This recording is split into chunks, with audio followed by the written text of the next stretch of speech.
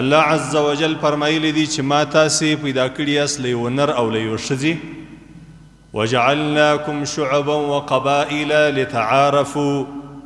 او بیا ما تاسې قبائل او شاخونه قومونه دا ګرځولی یاست دا ستاسې قومونه او شاخونه دا ستاسې پښې دا صرف د تعارف دپاره دي لتعارفوا چې تاسې یو بل سره وپیژنئ تعارف مو حاصل سي په دې کې د انسانانو و کمال و عظمت و شرافت د انسانانو علوي تکبر ته الله عز وجل لاره نه ده پیدا کړې الله عز وجل دا موږ ته نه ښیي چې تاسې دا قومونه یاست فرقې یاست ډلې یاست دا د عظمت او د کرامت په وجه باندې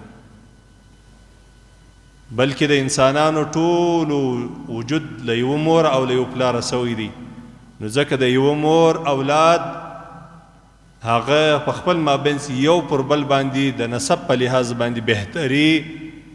او عزت او لوی قدردانه لري الله عز وجل د خپل حکمت مطابق بعضی قومونه عجب ګرځولي دي بعضی قومونه عرب ګرځولي دي بعضی قومونه الله له مخه پیدا کړي دي بعضی وروسته بعضی قومونه ډیر دي بعضی قومونه لږ دي خو د ټولو د قوم د پښې قبیلې ګرځول الله عز وجل وایي د تعارف دپاره دي صرف یو د بل معرفت ورباندې وسي ان اکرمکم عند الله اتقاکم بهترین انسان په تاسو کې هغه څوک دی چې د الله عز وجل څخه بیریږي تقوادار وي د الله خوف یې په زړه کې وي د الله او د الله د رسول د اوامرو اتباع کوي د نواهیو څخه اجتناب او پرهیز کوي حدیث شریف کې راځي رسول الله صلی الله علیه وسلم فرمایلی دي ان الله اوحى الی ان تواضعوا الله عز وجل ما ته وحی کړی ده د دې د تواضع د عجزي وحی الله عز وجل ما ته کړی ده حتی لا يفخر احد على احد په انسانانو کې به یو قوم و قبیله پر بل قوم و قبیله باندې فخر نه کوي تفاخر د حرام دی ولا يبغي احد على احد یو قوم به پر بل قوم باندې بغاوت نه کوي سرکشي به نه ورباندې کوي تجاوز به نه ورباندې کوي ځکه الله عز وجل د قومونه صرف د تعارف دپاره پیدا کړي نور ټوله یو نسل دی یوه قبیله ده د یوه مور و پلار اولاد دی د الله د رسول صلی الله علیه وسلم د دې ښکاره پیغامه سه د الله د رسول صلی الله علیه وسلم له دې عظیمه پیغامه سه موږ ته یو ډیره مهمه خبره په لاسه راغله هغه دا ده چې صرف د قوم په لحاظ باندې انسان ته الله شرافت نه ورکوي حتی در داسې اندازې که یو سړی د الله د رسول صلی الله علیه وسلم له قوم وي یو سړی عرب وي په عربو کې قریش وي په قریش کې حشمی خو دغه انسان قدرمن و عزتمن هلته ګرځېدلی سي چې ایمان راوړي او در ایمان وروسته نیک اعمال ترسره کړي او د خپل رب او د خپل پیغمبر صلی الله علیه وسلم طریقه خپله کړي او دغه سړی نسی کولی چې صرف د خپل قوم په لحاظ باندې د خپلې قبیلې په لحاظ باندې د خپلې پښې په لحاظ باندې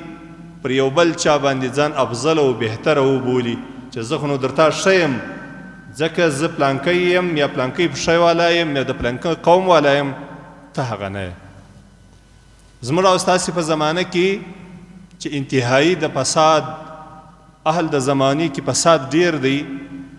په خلکو کې بدعات او خرافات ډیر دي ډیر خلک دا کوشش کوي چې پر ډیرو قومو باندې ځان صرف په دې خاطر باندې افضل وبولي چې زه عرب یم او ډیر قومونه بیا دا کوشش کوي چې پر نورو قومو باندې ځان افضل په دې خاطر باندې وبولي چې زه قریش یم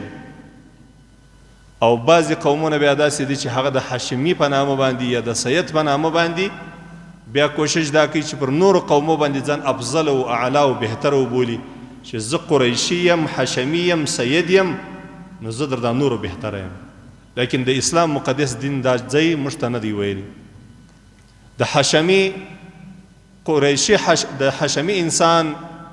چې مؤمن وي نیک عملي دیندار وي د یقیني خبره ده چې د دې انسان قدر او عزت د الله د رسول د خاندان په خاطر باندې د دغه انسان قدر او عزت کول دا په دې باندې الله جل جلاله راضي کیږي او په دې باندې الله عز وجل مؤمن مسلمان ته دغه محبت د آل رسول د محبت په خاطر باندې مؤمن ته الله اجر او ثواب ورکړي خو هرگز هیڅ کله داسې نه ده چې انسان د الله او د الله د رسول مخالف وي